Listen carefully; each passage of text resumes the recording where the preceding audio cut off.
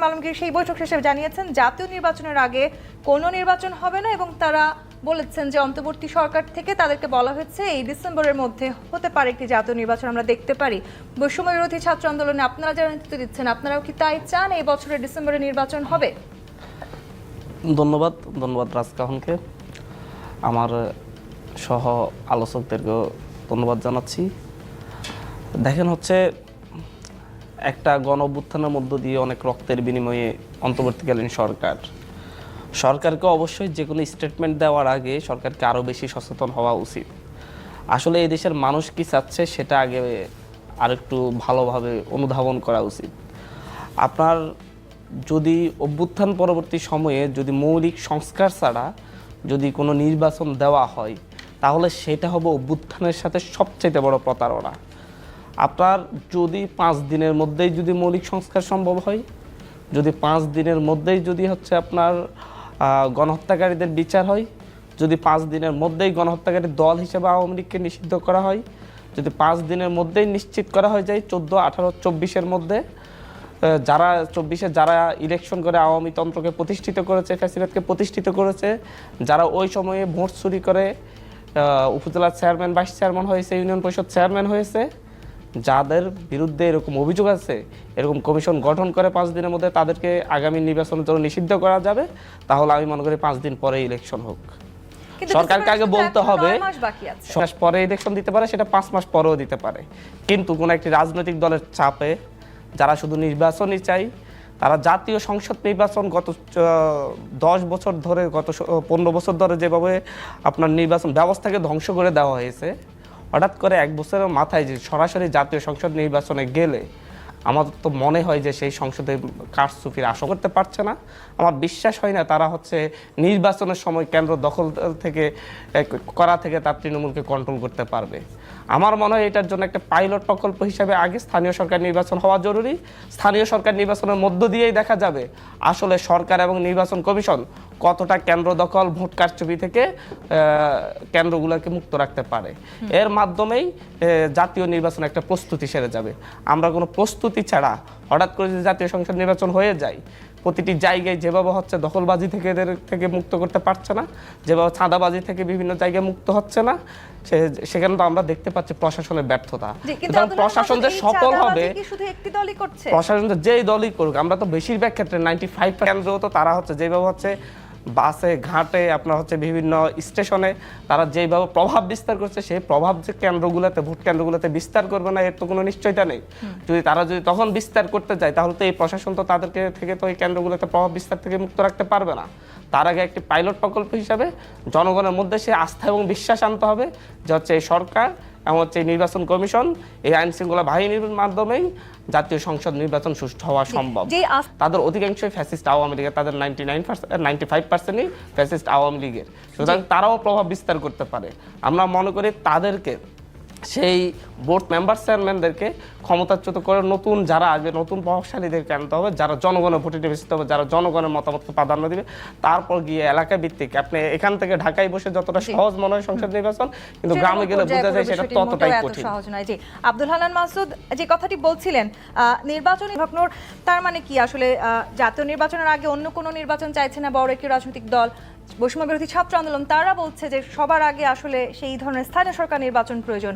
এই দ্বিমত চলতে থাকলে আগামী ডিসেম্বরে আমি যে কথাটি বলতে চাই যে টেলিভিশন, ইউটিউবে যদি যান, জাতীয় নির্বাচনের আগে লোকাল ইলেকশন অনেকগুলো কারণে দেয়া যেতে পারে, এই অবস্থানটা প্রথম দিকে আমি ব্যক্ত করেছিলাম।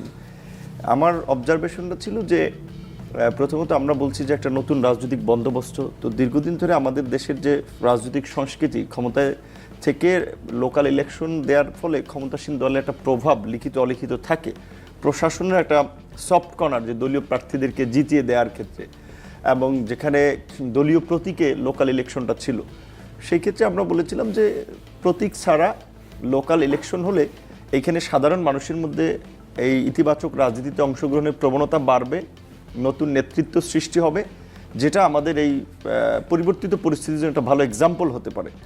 এবং পরবর্তীতে জাতীয় নির্বাচনে যে সরকার আসবে তারা অনেক ক্ষেত্রে দায় এড়াতে পারবে, কারণ লোকাল ইলেকশনে যে হাঙ্গামা, কেন্দ্র দখল, নানান রকমের তাদেরকে প্রশ্নবিদ্ধ করার চেষ্টা করা হবে, সেই ক্ষেত্রে যারা ইলেকটেড গভর্নমেন্টে আসবে, ধরেন অনেক ক্ষেত্রে সম্ভাবনা বিএনপির, তাহলে বিএনপির মতো একটা দলের আমি মনে করি যদি তারা সরকার গঠন করে আগামীতে, তাদেরকে কিন্তু অনেক চ্যালেঞ্জ ফেস করতে হবে। এই যে পতিত স্বৈরাচার আওয়ামী লীগ আমরা যতই বলি দিল্লি হিল্লি গিয়ে বসে রয়েছে, এইখানে কিন্তু তাদের এজেন্টরা এখন পর্যন্ত আপনি মিলিটারি বলেন, পুলিশ বলেন, সচিবালয় বলেন, জার্নালিস্ট কমিউনিটি বলেন, সব জায়গায় আছে, ঘাপটি মেরে আছে। তো তারা কি করবে? তারা ইস্যু খুঁজবে।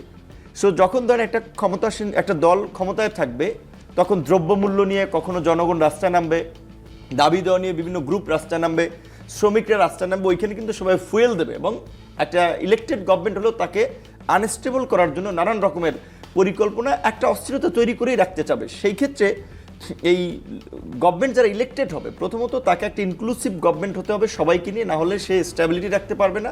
দ্বিতীয়ত সে যত বিতর্ক এবং সমালোচনার ঊর্ধ্বে থাকতে পারে। লোকাল ইলেকশন দলীয় সরকার অধীনে দিতে গেলে নানান রকমের সংঘাত, সহিংসতা, কেন্দ্র দখল, লাশ পড়া, এগুলো বাংলাদেশের 50 বছর ইতিহাস হয়েছে, আগামীতেও হবে। কিন্তু আমরা এটা কমিয়ে আনতে চাই বা নির্মূল করতে চাই। সেই দিক থেকে আমরা বলছিলাম যে লোকাল ইলেকশন হতে পারে। তাছাড়া এই প্রশাসন দিয়ে যে একটা জাতীয় নির্বাচন করার মতো ফিটনেস এই প্রশাসনের আছে কিনা, কারণ আপনি লক্ষ্য করবেন যে ঢাকা শহরে পুলিশ মাঝখানে প্রথম একটা ছবি এসেছিল, কমান্ডিং অফিসার যে সে বলেছিল একটু তারা লাঠিচার্জ করবে না, কিন্তু একটু ভাব নিবে যে পিটাপিটি করতে চায়, যেটা মানে একটা মব হতে হয় কিনা, একটা ভয়। এবং এই বিশেষ করে এই জুলাই গণ অভ্যুত্থানে পুলিশকে যেভাবে ব্যবহার করা হয়েছে এবং জনগণের মুখোমুখি দাঁড় করিয়ে তাদেরকে এবং জনগণের গণরোষের মধ্যে অনেকে যে মৃত্যুর অভিজ্ঞতা থেকেও ফিরে এসে একটা মেন্টাল ট্রমা, পুলিশ সহ আমি মনে করি ল এনফোর্স এজেন্সি গোপালগঞ্জে আমি মনে করি তাদের মোরালিটি ব্রেকডাউন হয়েছে। যে তাদের মোরালিটি বুস্ট আপ করতে হবে, তাদেরকে এনার্জেটিক করতে হবে। তার জন্য বিভিন্ন প্রক্রিয়ার মধ্যে দিয়ে সাইকোলজিক্যাল ও কাউন্সিলিং এর প্রয়োজন আছে। আপনারা বলতে চাচ্ছেন যে লোকাল ইলেকশন করা যেতে পারে, এটা আমার ব্যক্তিগত জায়গা থেকে শুরু থেকে আমার এই প্রস্তাবনাটা ছিল। কিন্তু একই সাথে আমি কিন্তু এই পর্যবেক্ষণটা দিচ্ছি, এখন এইখানে বিএনপি একটা বড় রাজনৈতিক দল, এই গভর্নমেন্টের স্থিতিশীলতার জন্য কিংবা দেশের এই পরিস্থিতিতে তাদেরকে বাদ দিয়ে কোনো সিদ্ধান্ত যদি আমরা নিতে যাই, সেটা অনেকটা সংকট তৈরি করবে। কাজে এই জন্য আমরা বলছি যে মত পার্থক্য তৈরি হচ্ছে, সেটিও অনেকটা স্পষ্ট হচ্ছে। ব্যারিস্টার নাসির উদ্দিন অসীম, বিএনপি তৃণমূলকে কন্ট্রোল করতে পারছে না, সরাসরি নির্বাচন আগে চাইছেন। আবার অপরদিকে প্রেস সচিব বলেছেন সব রাজনৈতিক দল। আপনাকে এবং সহ আলোচক, দর্শক শ্রোতা যারা দেখছেন, আসলে একটা বিষয় কি, পতিত স্বৈরাচার মরহুম এরশাদ সাহেব 9 বছর দেশ শাসন করেছিলেন। ওনার রাজনৈতিক দলের কোনো অবস্থান ছিল না। আমার সহ আলোচক আব্দুল হান্নান মাসুদ যে কথাটা বললেন যে স্থানীয় সরকার নির্বাচনটা আগে দরকার, প্রথম বাহন